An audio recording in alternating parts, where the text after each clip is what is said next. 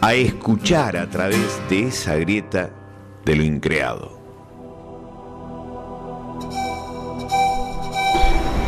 Y está todo bien para ti participar en la ceremonia. Te dije que estos indígenas son personas muy complacientes. Claro. ¿Qué clase de experiencia podemos esperar? ¿Recogen esos hongos para el ritual? No, son cosechados para el año entrante.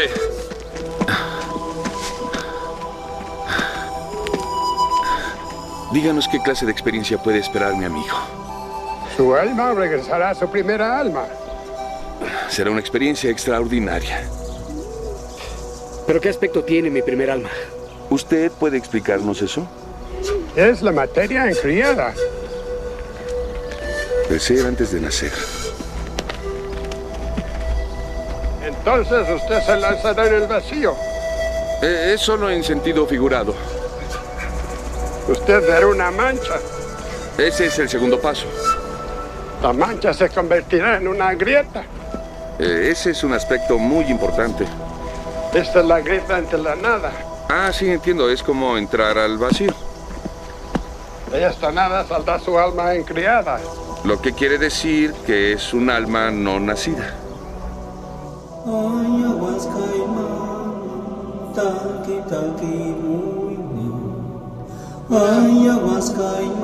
Buenas tardes, nuevamente en La Grieta del Increado, programa número 14. 14. Ya que a ustedes les gusta siempre decir 14. los números, esta vez lo dije yo.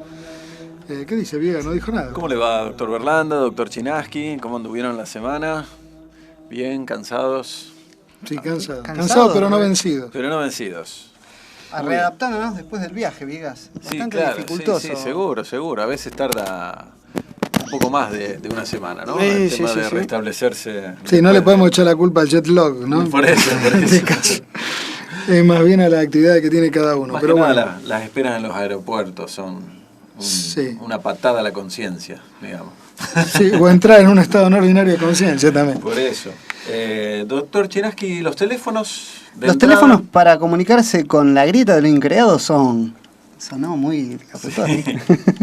El 424-2769 y 421-1059. Y también nos encuentran en Facebook, en La Grieta de lo Increado, y en Twitter, @loincreado. Hoy vamos a seguir, obviamente daría para muchos programas, lo vamos a ir, hoy vamos a seguir, después más adelante volveremos sobre este tema del encuentro, porque realmente dejó mucho material, el encuentro que tuvimos en Tarapoto hace unos días, junto al doctor Chinaski. Y también hay material que vamos a hablar, de algo que veníamos hablando antes del viaje en sí, que tenía que ver con todo el uso de sustancias psicoactivas en la antigüedad, y habíamos hablado de que quedaba para un programa el tema del Eleusis. Y justamente, volvió mi hijo del viaje que había hecho uno de los corresponsales que teníamos en Europa, que estuvo justamente en el Eleusis, y realmente queda muy poco del lugar, ¿no? Es bastante chico, es un templo donde se hacían experiencias, para los oyentes, donde se hacían experiencias de estado extático, digamos, por 2000 años. Más de 3000 personas pasaban al año. Esto es en Grecia, ¿no? Esto es en Grecia, no había distinción ni de emperadores, ni esclavos, ni mujeres, ni hombres, sino que todo el mundo podía acceder a esta experiencia que estaba enmarcada dentro de lo que es el culto de Demeter y Perséfone, y por 2000 años se hacían experiencias allí. Lo que queda muy poco de lo que era esto, uno de los cultos mistéricos más importantes de la antigüedad clásica, ¿no? El templo fue destruido posteriormente por algún rey cristiano, seguramente. Sí, en el 900 hoy en día y que se encuentran unas ruinas arqueológicas que pueden ser visitadas que prácticamente por los turistas, o no van los turistas mucho poco turismo ahí, básicamente es una manzana más o menos lo que queda, no mucho más, de algo que fue realmente sumamente impactante y que ya vamos a ir hablando en La Grieta de esta situación. Y en próximos programas también me interesaría mucho la visión que trajo uno de nuestros corresponsales viajeros sobre cómo es la cultura en Europa. Algunas cosas bastante interesantes de que muchas veces nosotros hablamos del viejo mundo, que en algunas cosas van sumamente avanzados, en otras no tanto, pero es interesante algunos conceptos de cómo se maneja el tema de las adicciones, cómo se maneja la cultura en el viejo mundo. ¿Y hoy qué tenemos del encuentro? Hoy vamos a seguir compartiendo con todos ustedes algunas entrevistas que pudimos realizar. Para hoy hemos seleccionado una entrevista a Benjamin de Loenen, que es el director ejecutivo de ICERS. ¿Qué es ICERS? Es un centro internacional para, digamos, la educación etnobotánica, la investigación y también un servicio a la comunidad.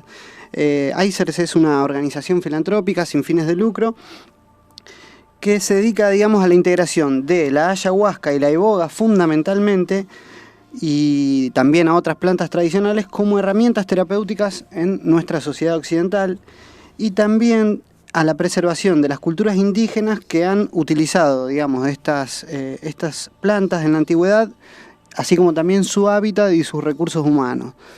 Realmente Benjamin es una persona fantástica con la que tuvimos la suerte de conocer y compartir varios días.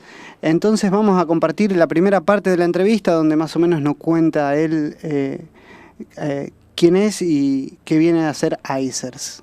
Bueno, mi nombre es Benjamín de Luna, soy el fundador y director de la Fundación ICERS, se escribe ICEERS, y básicamente es una fundación que nació de un documental sobre la planta iboga que viene de Gabón para el uso en el tratamiento de drogodependencia, y en lo largo de los años ha ido enfocando en la educación, la investigación y servicios relacionados a plantas tradicionales, como principalmente es ahora mismo la ayahuasca y la iboga, ¿no? Y entonces para nosotros es muy importante que en un mundo globalizado donde hay intercambio cultural y una búsqueda cada vez más grande en el mundo occidental de personas que quieren hacer un proceso de crecimiento personal o tocar temas de espiritualidad o psicoterapia, que llegan a estas plantas como son la ayahuasca o la iboga, y que ellos tienen una visión clara sobre los riesgos reales que están implicados en el uso de estas plantas, los potenciales beneficios, cómo reducir los riesgos y cómo poder maximizar los beneficios, ¿no? Y por esto, bueno, para nosotros es clave de hacer educación de este tipo de información a través de nuestra web, icers.org. Hacemos también trabajos audiovisuales, documentales y vídeos más técnicos o más informativos. Y luego también hacemos investigación, ¿no? Porque para validar y integrar plantas de este tipo en un mundo occidental, donde hay un intercambio también entre prácticas occidentales terapéuticas y las prácticas tradicionales etnobotánicos, pues ahí hay que fortalecer estos vínculos entre estos dos mundos y tener una base científica para demostrar cuáles son realmente estos riesgos y eficacias en terapia o tratamiento para ciertos problemas, ¿no? Entonces, por eso también nos movemos en el campo de investigación. Tenemos un proyecto de investigación, por ejemplo, en España para medir personas que se han iniciado en el uso de ayahuasca. Desde antes de la primera toma que hacen, durante 3 años, seguirles, y aunque no consumen más frecuentemente, solo una vez, pues seguir estos 3 años para ver qué pasa con su estado psicopatológico, si tienen alguno o no, si lo desarrollan o no, calidad de vida y este tipo de cosas, ¿no? Y luego en el campo más de servicio, estamos montando un centro online de ayuda, porque nos llegan también personas que han buscado una experiencia con estas plantas, que al igual no han tenido un buen marco para hacerlo y han tenido efectos adversos o han tenido experiencias difíciles para integrar, y a veces nos contactan, ¿no? O personas que quieren tomarlo pero tienen dudas porque tienen alguna situación y quieren tener certezas y buscan una toma de decisiones responsable. Entonces, con este centro online de ayuda vamos con terapeutas, colaborando con terapeutas, ofreciéndoles información para fomentar la toma de decisiones responsable y apoyarles en la preparación y la fase de integración y seguimiento de estas experiencias. ¿Cómo impactan los fenómenos culturales en nuestra sociedad? Reflexiona con nosotros en La Grieta de lo Increado. Sumamente interesante lo que planteaba Benjamin en el sentido de verdaderamente un servicio a la comunidad, ¿no? En cuanto a información. Se me ocurre un subtítulo para la grieta del increado, no sé, o una frase que la vamos a tirar a todos los programas, que es: la ignorancia se combate con información. Sí. Porque creo que justamente trabajos como lo que hace ICERS es esto, ¿no?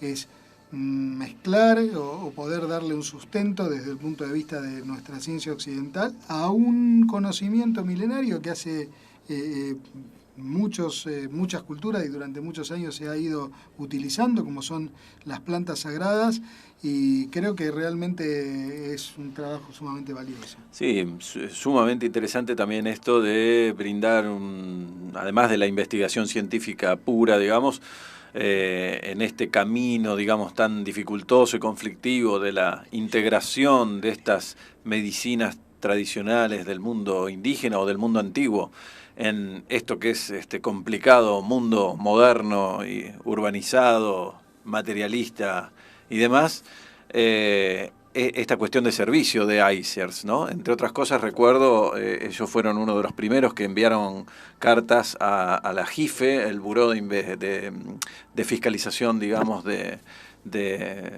los narcóticos a nivel internacional, de las Naciones Unidas, para verificar esta información que hoy tenemos muy clara, y que es que el ayahuasca o ningún producto, digamos, psicoactivo de base natural, ni el peyote, ni el cactus de San Pedro y demás sustancias naturales usadas durante 4 o 5 mil años en rituales culturales por distintas tribus, distintos pueblos originarios del mundo, están considerados como sustancias prohibidas, digamos, ¿no? Y el JIFE, digamos, la Junta de Fiscalización Internacional de los Narcóticos, oficina de este buró administrativo, digamos, contestó a ICERS, tanto en el 2001 como en el 2010, reafirmando el tema legal de la no prohibición, ¿no? Esto tiene que ver con aquella convención sobre narcóticos de la década del 70, específicamente del año 71, donde fue el propio Estados Unidos, la gran potencia prohibicionista, digamos, que todavía sigue con esto de la lucha sin cuartel contra las drogas en general y demás, que cuando se vio, digamos, ante la posibilidad de que alguna de estas sustancias psicoactivas naturales de uso cultural ancestral fuesen a ser prohibidas, el propio Estados Unidos, que tiene su legislación interna, aprobado por su Corte Suprema de Justicia, las iglesias peyotistas indígenas que utilizan el peyote como sacramento. El peyote es un cactus que se da en el norte de México, el sur de los Estados Unidos, utilizado por algunas iglesias sincréticas, básicamente de indígenas norteamericanos. Por lo tanto, como esa legislación interna permitía el uso sacramental, religioso, aprobado por su propia Corte Suprema de Justicia, entonces mal podían ellos propender a la prohibición a nivel internacional de estas sustancias naturales. Por lo tanto, es el propio Estados Unidos que produjo esta moción, por lo cual hasta el día de hoy, por lo menos, ni la ayahuasca, digamos, está como brebaje, digamos, está prohibida, salvo en Francia, único país del mundo donde tanto el brebaje como la planta natural permanece hasta el día de hoy prohibida, el único país del mundo, ¿no? Entonces, estamos ante este dilema también, que creo que es mucho más amplio porque excede el tema de las sustancias. Me parece que tiene que ver con la integración de estas dos visiones, la visión de los pueblos originarios, que piensan que la enfermedad, digamos, procede de un desequilibrio espiritual, y la palabra de los pocos chamanes que van quedando, digamos, sobrevivientes en el mundo entero, que siguen, digamos, con esta cosmovisión y con su propia terapéutica, y el tratar de integrar esta visión con la visión de la medicina y de la psicología occidentales, que muchas veces no toman en cuenta el potencial terapéutico de los estados no ordinarios de conciencia en general, o incluso de algunos de estos sabios espirituales, ¿no? Incluso después, más adelante, si quieren, les voy a contar una anécdota, una historia que ocurrió aquí en nuestro país. Es este el momento. ¿Sí? Póngase en tono Papá Noel, ya que nos estamos acercando a la Navidad, Viegas. Así que vamos a tener algunos programas especiales para Sí, Navidad. seguramente, Por favor, ahora que Viegas, nos vayamos deleítenos acercando con a los diciembre. especiales de Navidad de la Grieta de lo Increado. Y ya se van a venir, esos se van a venir en diciembre. No, respecto a lo que veníamos comentando, creo que excede el tema de la integración de estas sustancias utilizadas en la medicina tradicional indígena en el mundo occidental. Creo que se habla mucho de aceptar la complementariedad en general, no solamente con uso de sustancias, ¿no? Sino la complementariedad en general de las medicinas y las terapéuticas no occidentales con aquellas occidentales y urbanas, ¿no? Pero muchas veces se lo habla de la boca para afuera, ¿no? Porque cuando realmente ocurre un caso específico y muy conflictivo, como que ocurrió en el año 2005, o sea, tampoco hace tanto tiempo, hace muy poco tiempo, que ocurrió en nuestro propio país, en Misiones, y que incluyó, digamos, a la comunidad Mbia Guaraní, que son aproximadamente 5.000 personas que viven en la provincia de Misiones, ahí muy cerca de las cataratas del Iguazú, para dar, digamos, un panorama general de la situación de los Mbia Guaraní. Uno podría hacer una historización muy breve diciendo que cuando la provincia de Misiones dejó de ser territorio nacional y pasó a ser una provincia justamente, hubo un gran despojo territorial y todas las tierras de la provincia de Misiones pasaron a estar en manos de prácticamente 21 familias, nada más, que se repartieron todas las tierras, y eso continuó hasta el día de hoy. Por supuesto, los Mbia Guaraní fueron obligados a confinarse cada vez en territorios mucho más alejados y mucho más confinados. Se ha contaminado sus tierras tradicionales, se han contaminado sus ríos y cada vez más sus territorios tradicionales han pasado a manos de papeleras y de empresas forestales, ¿no? Todos los estudiosos de la cuestión de la medicina en esa región advierten que el tema del despojo del territorio tiene muchísimo que ver con las enfermedades, la desnutrición. Cada 4 días muere un niño Mbia Guaraní, en la provincia de Misiones, son solo 5.000 personas, ¿no? También están llenos de problemas respiratorios, todo lo cual puede ser evitado con atención primaria de la salud, ¿no? Ese es el contexto en el cual sucedió este caso, del año 2005, donde en la primavera del 2005 conmovió a todo el país, inclusive no solamente a Misiones, sino también a Buenos Aires y todo el resto del país, porque se puso en el tapete algo que no es, digamos, un tema demasiado tratado, que es esto de la vigencia de la medicina tradicional indígena en nuestro propio país, ¿no? Y el derecho de las comunidades a curar a sus miembros, digamos, de acuerdo a sus terapias ancestrales. Bueno, en este caso un niño, Julián Berá Acuña. Berá significa el que brilla en idioma Mbia Guaraní. Juliancito Berá Acuña, de 3 años, de la comunidad Pindopotí, se le había detectado una cardiopatía congénita grave. Y fíjense, este caso hizo que entraran en conflicto los medios de comunicación, el gobierno provincial de Misiones, organizaciones nacionales, las propias organizaciones defensoras de los derechos de los indígenas, la comunidad Mbia Guaraní, entre otros actores, tanto en la provincia como fuera de ella.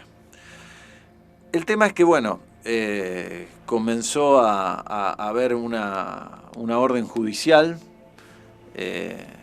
para que fuese trasladado el niño a Buenos Aires para el tratamiento de su cardiopatía. El conflicto comenzó porque tanto los padres como la comunidad, a través del Consejo de Ancianos y Guías Espirituales, sobre todo a través del cacique y de su chamán, que se llama Opiguá, se llama en la comunidad, se opusieron totalmente a que el niño fuese objeto de maniobras y operado por los blancos, que ellos le llaman los Juruá, ¿no? Los hombres blancos.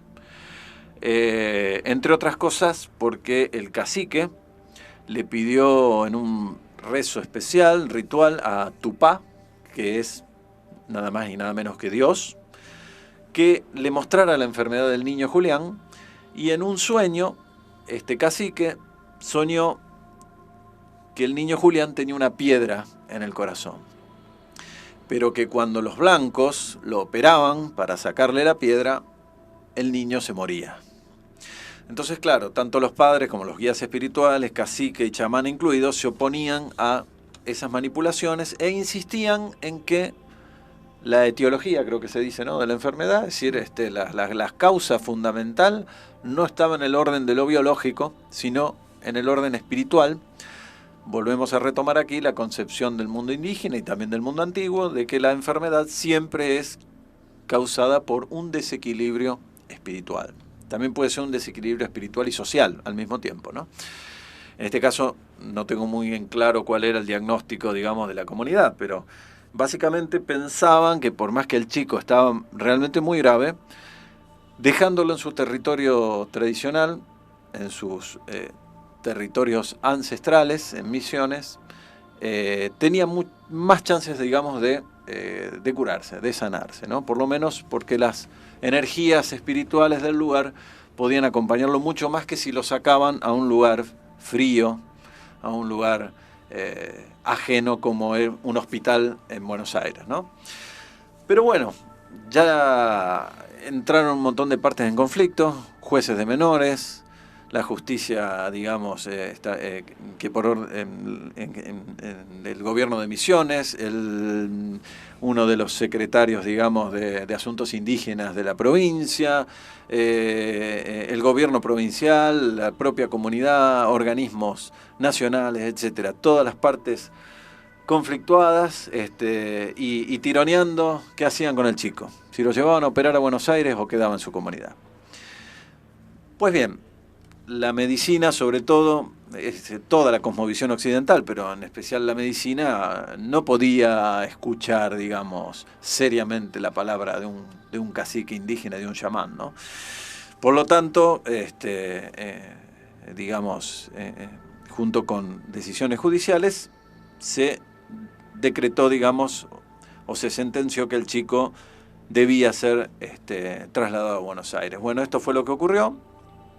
El Comité de Bioética del Hospital Gutiérrez sesionó muchísimas jornadas, es decir, que esto también fue una decisión muy pensada, pero no tanto, digamos, consensuada, ¿no?, con la comunidad indígena, sino más bien terminó siendo impuesta, y finalmente los padres del chico, que se llamaba Crispín, el padre se llama, de 21 años, y Leonarda, de 17 años, fueron un poco forzados a dar el consentimiento para el traslado a Buenos Aires, ¿no?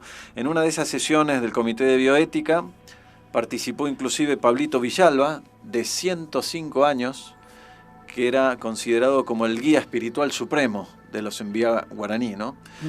Este es un anciano que reza, fíjense ustedes, y piensa todo el día para que los Envía Guaraní estén un poco mejor, ¿no?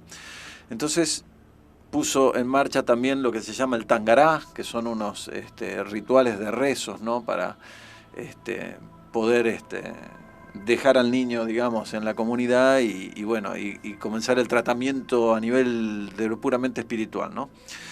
Pero bueno, se tomó la decisión contraria y el chico fue operado. En una operación en Buenos Aires de más de 5 horas, se le extrajeron 2 tumores, fue dado de alta en unos meses y regresó a la aldea. Todos, bueno, muy felices, hasta que el 31 de mayo del 2006, el niño Julián, el que brilla, verá, Acuña, murió. Y 12 horas después, su hermanito, que había nacido hacía 3 meses, también murió. Bueno, este es un caso en el cual uno no está en contra de las decisiones que se tomaron, ni de el debate que hubo, al contrario, sino simplemente decimos que tal vez toda esta cuestión de la aceptación de la complementariedad no es tal, ¿no? No se los escuchó, los mismos indígenas dicen que estas muertes hayan servido para que escuchen alguna vez lo que nosotros decimos, o sea, que nos tomen seriamente.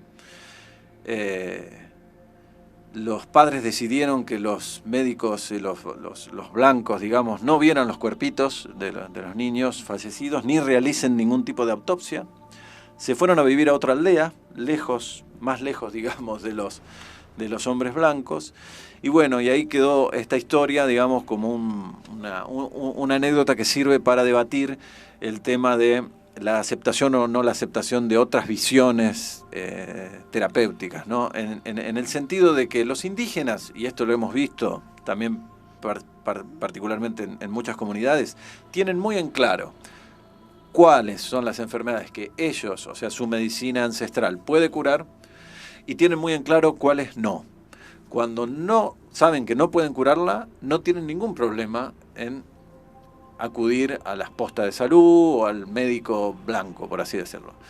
Este era el caso contrario, ¿no? Este era el caso en el que, según ellos, había una cuestión espiritual que ellos podían tratar mucho mejor que en la medicina blanca.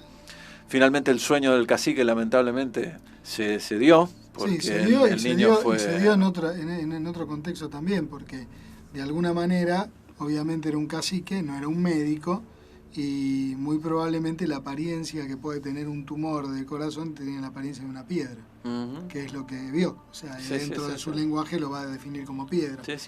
Yo creo que este es un ejemplo donde lo que vos bien decís, Diego, falta bastante todavía para poder darle la entidad a estos pueblos que tienen un saber anterior al saber que tenemos nuestra cultura occidental, que tienen un conocimiento mucho más profundo y que tienen esa otra parte que nuestra sociedad desplazó, que tiene que ver con el componente de lo espiritual o de lo sagrado en el proceso salud y enfermedad, y que de alguna manera, retomando a cómo surgió este tema, que es como de ICER, digamos, que es lo que pretende hacer, en tratar de, justamente decía muy bien Benjamin, en el sentido de integrar la cuestión de darle lenguaje científico al saber ancestral para encontrar que nuestra cultura pueda aceptar cosas que ya son aceptadas desde hace más de 4.000 años por los pueblos originarios. Y para que ustedes se den una idea de la importancia que tiene ICERS en el trabajo que está realizando, justamente va a haber un encuentro el viernes 29 de noviembre del 2013, donde está organizado por el Colegio Médico de Chile, Colmet, juntamente con ICERS, que es la primera conferencia internacional sobre políticas de droga. Va a tener lugar este 29 de noviembre del 2013 en el Auditorio Salvador Allende del Colmet, ubicado en Esmeralda 678, en Santiago de Chile.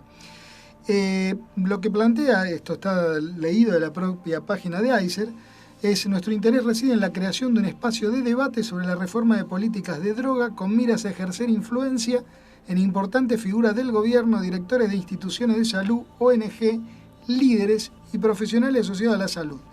Para ellos contaremos con la presencia de expositores con reconocimiento internacional. Y fíjense ustedes, doctor Enrique París, presidente del CONMELT, el Colegio Médico de Chile, el doctor Leonel Brizo, viceministro de Salud de Uruguay, la doctora Francisca Florenzano, directora del Servicio Nacional de Drogas y Alcohol de Chile, SENDA, el José Carlos Bouzo, director de proyectos científicos de ICERS, la doctora Raquel Penairunet, directora clínica de ICERS y asesora del gobierno uruguayo en políticas de droga, Eduardo Vergara, cientista político y director de la ONG Asuntos del Sur, Ingrid Tartarkovsky, representante en Chile de ICER, y el doctor Sergio Sánchez, asesor en política de droga de Colmet. Fíjense, digamos, de alguna manera, la fuerza que tiene esta organización, ¿no? Esta actividad será realizada con apoyo de Open Society Institute y finalizará con una publicación que incluya todas las presentaciones que será entregada a los principales tomadores de decisiones del país. Este encuentro creo que tiene que ver con el trabajo que hizo ICERS, en lo que vos un poco comentabas anteriormente, en el juicio que se le hizo, un juicio que duró 2 años y medio. Nosotros estuvimos con una de las personas que fue en su momento enjuiciada, por suministrar sesiones de ayahuasca en Chile, que terminó con un fallo de 3 jueces donde no solamente quedaron libres de toda culpa y cargo, sino que en esa resolución judicial decía que la ayahuasca también era buena para la salud. Muy al contrario, esta información no la... Cierto personajilio, al mejor estilo de los Simpsons, que anda dando vuelta por ahí, no la informa, lo pasan por alto, ¿no? Pero esta fue una resolución muy concreta, y bueno, creo que Aiser acá con el Colegio Médico de Chile está dando esta conferencia. Y yo creo que esto es una opinión personal, ¿no? Pero el tema de el potencial uso, tampoco nadie dice que, digamos, la investigación para probar que quizás haya un potencial terapéutico en muchas de estas medicinas tradicionales para lo que es realmente el gran flagelo de la humanidad hoy en día, que es el tema de las drogas. Claro, es tan grave el problema que hasta ya, como vemos en muchos países, colegios médicos, colegios psicólogos se están acercando un poco a estas posibilidades, ¿no? La cuestión es alternativa porque el problema es muy serio y nuestra ciencia, digamos, no llega todavía. No, y permítanme que dé otra opinión personal. El núcleo justamente de todo este gran problema es espiritual. Es el tipo de vida que se lleva a cabo en Occidente, ¿no? Que es lo que lleva a mucha gente, sobre todo jóvenes, que están en esa búsqueda espiritual, a una búsqueda desordenada que termina con malas sustancias o sustancias equivocadas. Es el síntoma de esta sociedad. De esta sociedad, exactamente. Escuchamos. Vamos a ir a la segunda parte de la segunda y última parte de la entrevista con Ben. Y después el tema musical. Y después vamos al tema musical. Bueno, en este evento realmente me está sorprendiendo mucho el nivel, porque es muy ambicioso, ¿no? Un proyecto multicéntrico muy grande. Nosotros hemos hecho investigación, ¿no? Y claro, una investigación ya más en nivel local o en manera más pequeña ya tiene sus problemas a veces y no es fácil. Y imagínate que de repente juntas 17 centros y se puede disparar todo el riesgo de tener problemas, ¿no? Pero la manera de abordaje y de gestionar toda esta colaboración y llegar a algo bien definido y escuchar la opinión de todos, creo que está yendo fantásticamente, ¿no? Y es un grupo muy mezclado, hay gente de todos tipos de experiencias y enfoques y ¿cómo se llama? Cosmovisiones. Pero se está caminando bastante bien y espero que esto tire para adelante de una manera eficaz y que los resultados luego apoyarán a la aceptación de estas plantas y el desarrollo como herramientas en el campo de las adicciones, ¿no? Entonces yo estoy muy feliz de estar aquí compartiendo con esta gente. Quiero invitar a todas las personas en Argentina que tienen interés en estas plantas de conocer nuestra web icers.org, iceers.org, y no sé, acercarse un poco al trabajo que hacemos, y también si tienen algunas dudas o información que requieren, que siempre nos pueden contactar también. Toda la información de contacto está en la web y espero que en Argentina se pueda también abrir caminos, ¿no? Que la gente tenga acceso al trabajo con estas plantas de una manera responsable y beneficiarse de los efectos de crecimiento personal y terapéuticos de estas plantas, ¿no? Sí. Pues quiero mandar un saludo a todo el público escuchando a La Grieta del Increado en Argentina y adiós. La Grieta de lo Increado.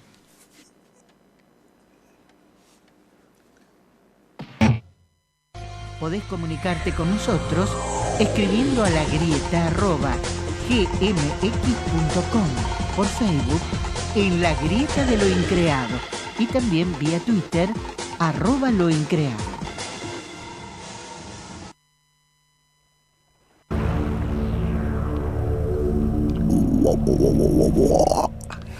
Mire usted. ¿Qué escuchamos, doctor? El rock escuchamos, ¿verdad? Sí, ya sé, el rock y bastante. El rock, que a usted le gusta el rock. A mí me gusta el rock. Digamos. Esto que acabamos de escuchar es una banda de Pergamino que se llama Frida, el tema de su disco homónimo. El tema se llama Bienvenidos. La verdad que el fin de pasado, ¿Son de Douglas? el sábado ¿Son de 9, no, desconozco. El sábado 9 de noviembre pasado estuve en la primera edición del X-Fest acá en Rosario. Realmente muy contento con... tocaron muchas bandas. Allí en el banquito ferroviario había un doble escenario, terminaba una banda y enseguida enganchaba la otra. Entre otros estuvieron Los Hombres Nada, Residual, La Cosa, Adbestias, Superávit, Jellyhead, Frida, que la acabamos de escuchar. Realmente me dio un gustazo verlos en vivo. Hacía rato que no veía una banda con despliegue de tanta energía en el escenario. Los felicito, chicos. Máquina Matarife de acá de Rosario, que les debo un tema para la próxima. Y cerró el festival los amigos de Humo del Cairo, nuevamente, que ovacionados. Sí, sí. Y nos acaba de llegar un mensaje del amigo Jorge Balbi. Jorge, te mandamos un abrazo grande. Nos comenta que esta historia que decías vos, Viegas... El caso del niño Julián Verá, exacto. Acuña. Dio lugar a un documental que salió este mismo año que se llama Mal del Viento. Mal del Viento de este año, 2013. Exactamente. No lo sabíamos, te agradecemos, Jorge, por el dato. Jorge siempre una persona siempre inteligentísima presente. Y siempre presente y siempre está dando vuelta por nuestras conferencias. Sí, señor. Un abrazo enorme para Jorge. Exacto. Y estamos mirando la ficha justamente de la publicación de La Nación sobre este documental. Es apta para todo público. ¿Se podrá conseguir dice, en internet, digo por ahí? Nuestra opinión dice... ¿Está hablando de piratear, Viegas? No, para nada. Piratero. Si se puede bajar a lo mejor en YouTube, no, digamos, yo lo que quería hacer referencia a que la opinión de justamente de la página de La Nación era buena, concretamente. Dice que la directora Jimena González fijó su mirada y su cámara en este episodio en el que los medios de comunicación, los médicos, los funcionarios y los caciques hablan por Julián, que espera una decisión encerrado en una habitación del hospital. El tiempo pasa, la solución no llega. Julián y su familia, lejos del monte y completamente solo, continúan su agonía con una fotografía por momentos impactante. En su deseo de captar cada uno de los gestos de los protagonistas, Mal del Viento se convierte en un llamado a la solidaridad, a la comprensión y al amor que necesita la infancia en sus momentos más dolorosos. Gracias por la colaboración. Gracias, Jorge, nuevamente. Y tenemos otra entrevista más para ir cerrando estos 2 programas sobre el encuentro que estuvimos en Tarapoto. Aquí vamos a escuchar. De España nos vamos a Brasil. A Brasil. Allá estuvimos con... Sí, con Wilson. Estuvimos con Wilson Gonzaga, con Marcelo Mercante y también estuvimos con la persona que vamos a escuchar ahora, que es Renato Filep. Renato está terminando su tesis doctoral para graduarse como neurocientífico. Él está trabajando con... modelos médicos y humanos para el tratamiento de las adicciones. Ahora no voy a contar mucho porque él lo va a decir, así que, querido operador, si podemos escuchar la primera parte de la entrevista a Renato Filep. Buenas noches, yo soy Renato Filep, investigador de Brasil, trabajo en São Paulo con modelos animales de adicciones, estudios preclínicos y estudios clínicos, intentando encontrar terapias para este trastorno que es muy complejo, y eso es complejo porque está involucrado en toda la vida de la persona, no solo lo efecto en tu cuerpo, pero en tu familia y en tu trabajo, en tus relaciones con todo.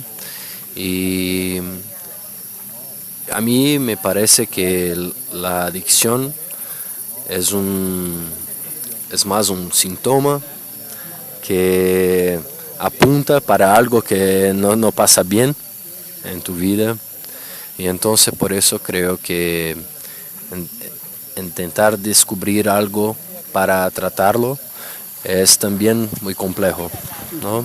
Así como es lo trastorno. Y entonces en mi historia empecé estudiando, me gustaría estudiar genética para hacer clones de hombres y esas cosas, pero cuando empecé mi grado descubrí que no hacía parte de eso. Y me gustaría estudiar los cerebros y tus relaciones con las drogas.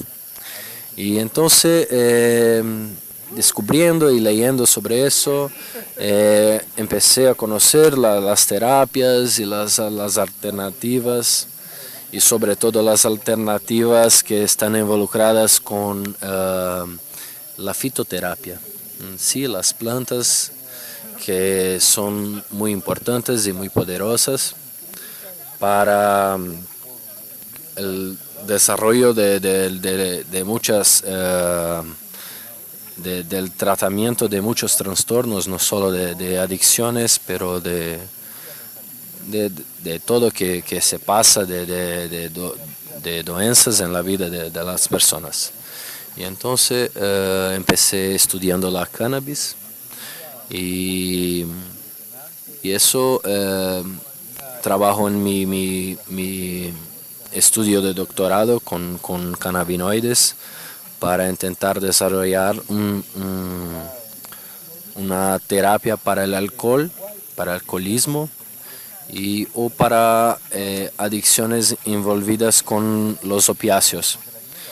Y bueno, en decorrer de mi carrera como investigador, neuroinvestigador, tuve contacto con la ayahuasca.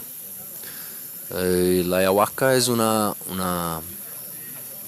mixtura de dos plantas que más tradicionalmente la chacrona y los cipó, la ayahuasca, y eso promueve un cambio muy fuerte, muy intenso de personalidad, que es muy promisor para el tratamiento para la terapia de las adicciones. Y entonces me parece que eso que estamos haciendo acá en Tarapoto es una buena oportunidad de encontrar con pesquisadores, dueños de centros, chamanes, religiosos, todos que están interesados con la temática para intentar encontrar algún medio de difundirlo, eso que sabemos que ya es no es una promesa, es un efecto real que se encuentra todo alrededor del mundo, y por eso tenemos que contar a la comunidad científica de todo el mundo que eso es real, ¿sí? Darle un perfil científico y médico de su eficacia. La grieta de lo increado. Como ustedes pueden ir viendo, hay muchas más entrevistas, no la vamos a seguir pasando en el próximo programa, sino en programas sucesivos en algún momento, pero yo quiero remarcar que la gente que fuimos pasando, la gente que fuimos, con la cual estuvimos compartiendo, digamos, no son improvisados, no son ignorantes, no son gente que de pronto un día se le ocurrió, se levantó a la mañana y dijo, vamos a tomar ayahuasca todos juntos a ver qué pasa. Son neurocientíficos, son gentes que manejan fundaciones con un peso y una importancia bastante grande como es ICER, gente, este muchacho investigador de la Universidad de San Pablo. El mismo Wilson Gonzaga, que es psiquiatra y que fue, no lo dijimos en el anterior programa, una pieza fundamental para la legalización de esta medicina tradicional, de la ayahuasca en Brasil, dentro del contexto de las organizaciones religiosas que existen allá.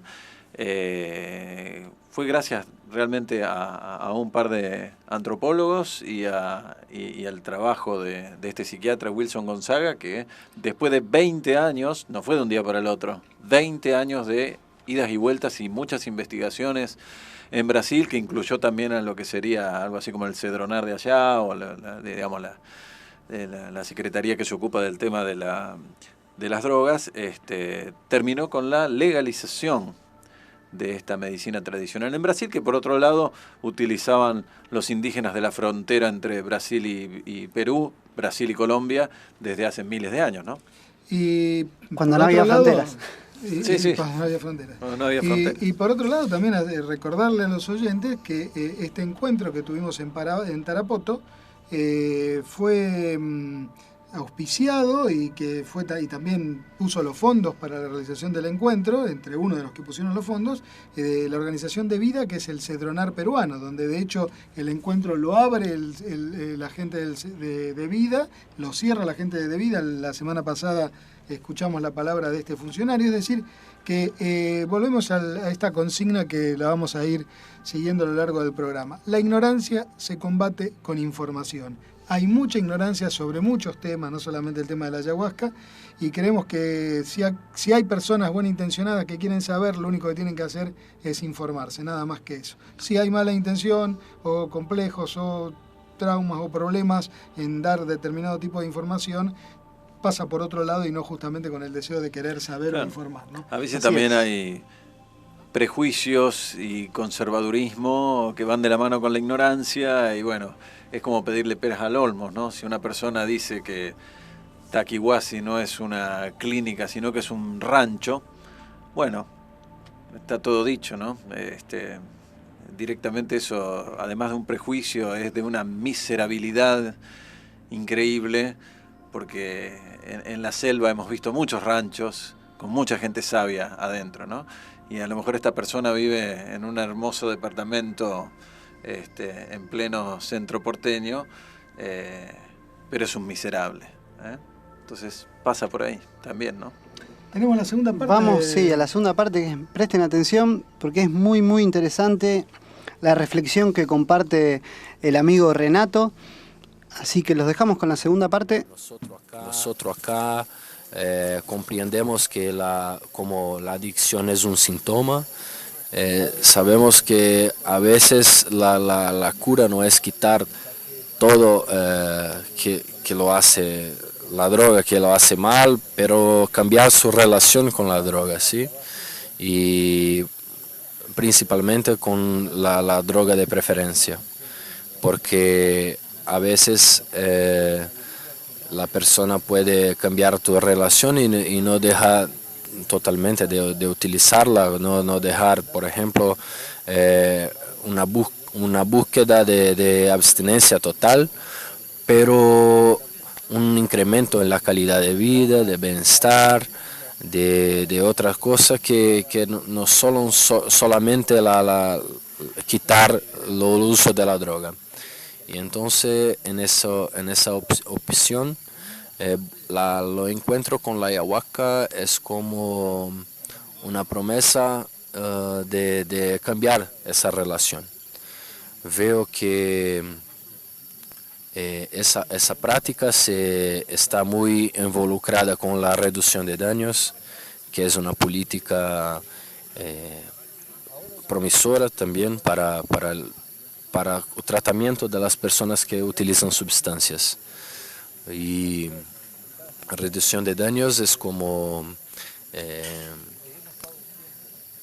ayudar a la persona a entender tus flaquezas y tu necesidad de trabajar una mejora en tu vida y no tener una relación tan dañina con las sustancias.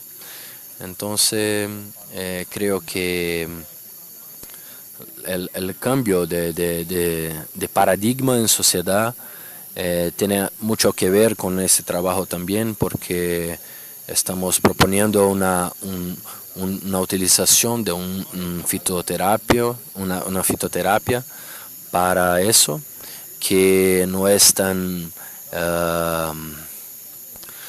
vista con buenos ojos por la industria farmacéutica y ni tampoco por la clase médica tradicional, pero lo doctor Chinasca sí tiene una práctica muy cercana de esas tradiciones que está involucrada, y sí, también como el doctor Néstor, con la muy más alineada se puede, con la reducción de daños y con la búsqueda de la mejora de las personas y no solo de la venta de medicinas o de un tratamiento radical, pero una alternativa de vida para las personas. Por eso envío mis saludos a todos en Argentina, los hermanos que son muy atentos y muy respetables en tu trabajo, en la psiquiatría, en la medicina, y el interés en desarrollar la reducción de daños también a todos nosotros de América, que tenemos que juntarnos porque estamos solos, sí, y como somos muy cercanos de cultura, de tradiciones, tenemos que ayudarnos a intentar una nueva visión para los asuntos que no sea gringocentrista o eurocentrista, pero sí una tradición de nuestras prácticas tradicionales para desarrollar una nueva forma de pensar en todo eso. Muchas gracias, saludos a todos y sigamos. Abrazo. Hermanos, quiero saludar a todos que escuchan La Grieta de lo Increado, que es una buena oportunidad de hablar de asuntos no tan triviales en nuestra vida, pero que son esenciales. Saludos a todos. Gran abrazo desde Brasil.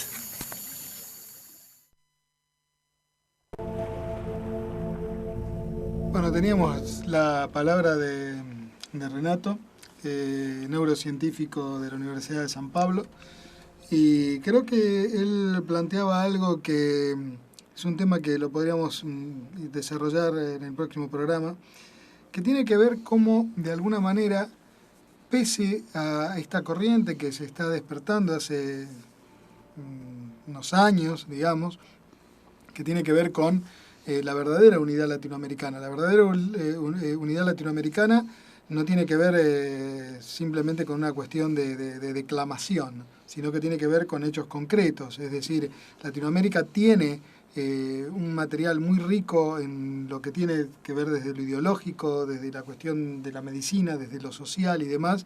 Y como decía Renato, creo que hay que encontrar, hay que unirnos a todos aquellos que tenemos una tradición común, una forma de un pasado común que tiene que ver con nuestras tradiciones, que por suerte la Inquisición llegó muy poco aquí, que comparado como fue en Europa, donde básicamente se barrió a todo un conocimiento ancestral en el uso de plantas, en el uso de los estados no ordinarios de conciencia, lo que fue la Inquisición con la quema de brujas en toda Europa, barrió un conocimiento muy importante que afortunadamente todavía lo tenemos en Latinoamérica y que creo que debemos encontrar una mirada y una forma de incorporar, como vos decías al principio, toda esta medicina que todavía está latente, todo este conocimiento que todavía está latente, todo este saber que tienen los chamanes de nuestra Amazonía, donde hay millones de especies vegetales y animales de las cuales pueden surgir medicamentos y formas de curar totalmente